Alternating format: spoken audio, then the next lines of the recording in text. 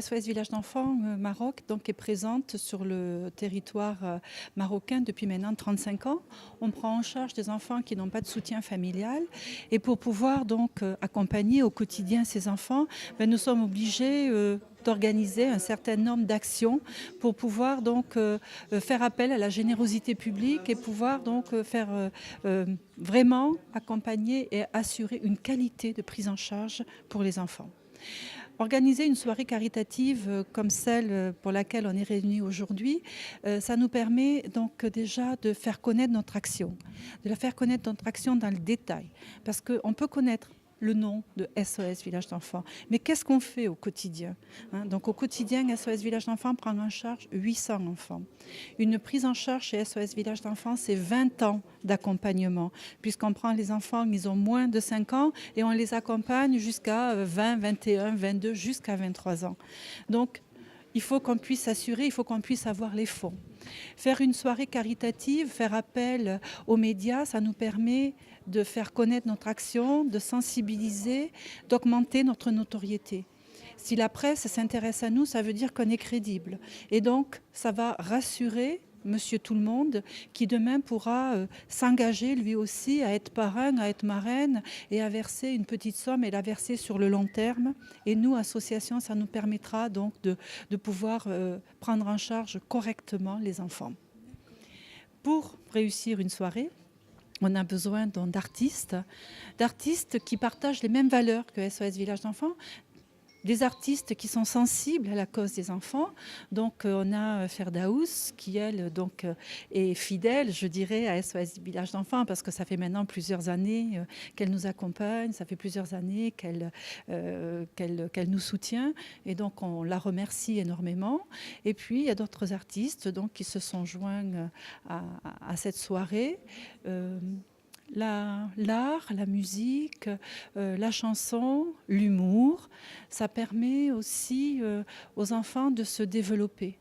Donc, faire grandir un enfant, c'est pas juste le faire manger et le garder en bonne santé, c'est aussi penser à son développement personnel. Et donc, on a besoin de l'art, on a besoin de ces artistes, on a besoin de l'engagement qu'ils peuvent apporter pour que ces enfants reprennent confiance en eux et puissent donc trouver leur place dans leur société. Comment on devient parrain? Qu'est-ce qu'il faut exactement? Est-ce qu'il y a un montant précis qu'il faut verser? Vous avez parlé de long terme aussi. Alors, il n'y a pas de montant précis, c'est chacun va s'engager suivant ses moyens et suivant ce qu'il a envie de faire. Ils vont venir nous voir ou on va aller les voir, il faut juste nous contacter. Ils vont remplir ce qu'on appelle un ordre de prélèvement automatique et tous les mois, la somme sera prélevée sur leur compte, ira donc grossir le budget de fonctionnement et nous permettra à nous, associations, d'assurer tout ce qu'on doit assurer pour que ces enfants vraiment puissent grandir, puissent trouver leur place et puissent nous faire confiance pour devenir des citoyens responsables qui acceptent de s'impliquer dans le développement durable de leur pays. Alors, merci d'abord d'être là. Et puis, je pense que ce n'est pas la première fois que je participe à cet événement, en fait, avec SOS Village particulièrement. C'est-à-dire, j'estime que Rabbi m'a donné ce don et il est de mon devoir de l'employer dignement. En tous les cas, j'espère que c'est réussi de ma part. Et bien sûr que c'est la 3e fois que je participe à un événement avec SOS Village. Tout à l'heure, je discutais avec Madame El Mousti, en fait, et on a commencé à dater un petit peu les événements et ça remonte depuis 2006. Donc j'ai été vraiment étonnée et je suis doublement heureuse et honorée de participer encore une fois à cette manifestation. Et j'espère vraiment que ma collaboration, ou ma modeste contribution apportera quelque chose aux enfants. En tant qu'artiste, pourquoi c'est important de participer à des actions humanitaires de ce genre? Je pense que tout artiste, on le voit d'ailleurs c'est-à-dire dans certains milieux culturels, que ce soit au cinéma, la peinture, les artistes occidentaux et mondiaux, ils donnent de leur art pour en fait sensibiliser l'opinion publique à certaines actions. Et je pense spontanément, il est de mon devoir aussi de contribuer à ma manière à une certaine action humanitaire. Et j'estime que en fait, l'art est un moyen qu'on peut utiliser pour transmettre des messages nobles qui nous tiennent à cœur. En tous les cas, moi personnellement, ça me tient à cœur d'aider ces enfants. Vous participez aussi au partage, au message de tolérance, notamment avec le concert Chantons notre patrimoine commun que vous avez organisé récemment. Pouvez-vous nous parler de cette expérience? Oui, alors l'événement Chantons notre patrimoine commun, qui a été organisé par la Fédération nationale des arts et de la culture et qui était sous l'égide du ministère de la Culture et de la Communication. J'ai eu l'honneur aussi de faire partie de cette aventure qui est porteuse de messages nobles, de paix, d'amour, de tolérance, en fait plutôt d'acceptation et de cohabitation, pas de tolérance, mais parce qu'il faut qu'on cohabite ensemble. Et le message de cette manifestation, c'est chantons notre patrimoine commun, qui est l'Gharnati, qui est Chouguri, qui fait partie de notre culture marocaine. À mes côtés, il y avait pas mal d'artistes. Il y avait David Serrero de New York, il y avait aussi Coco Diams. Et on a essayé de rendre hommage à notre manière à la musique chabi, à laquelle on est vraiment attaché.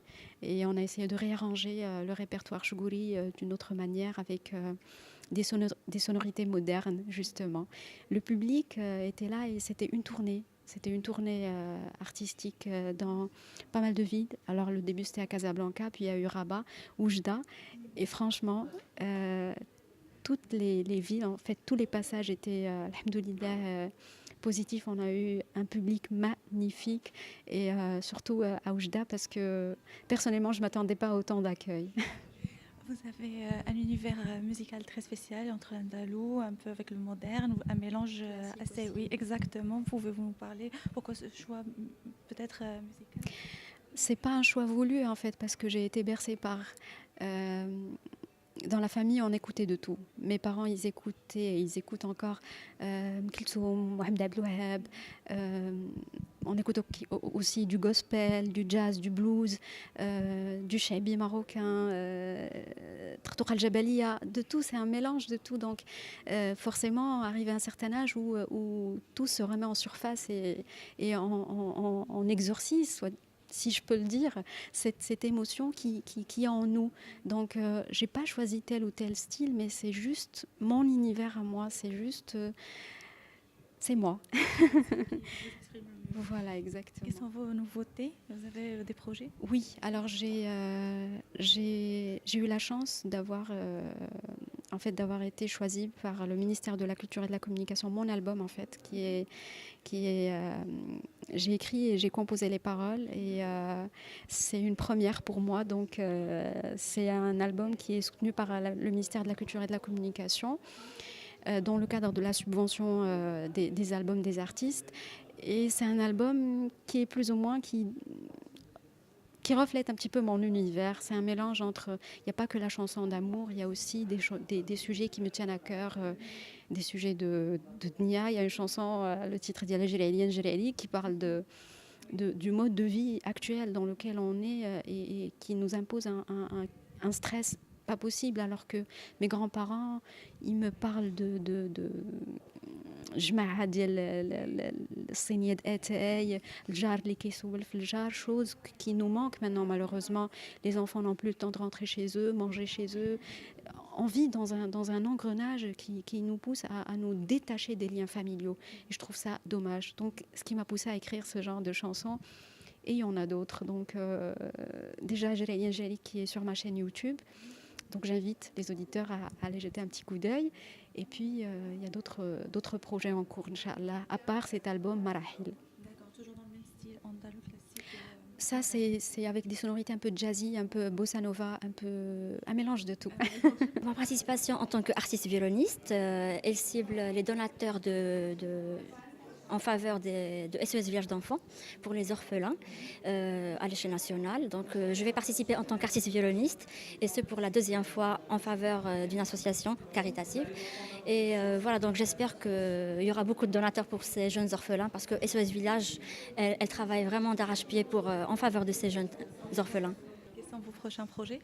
Alors après Ramadan, Inch'Allah, je vais lancer mon prochain morceau qui est 100% la Miss violoniste, voilà, avec un rappeur marocain et qui plaira, j'espère, à toute la jeunesse marocaine.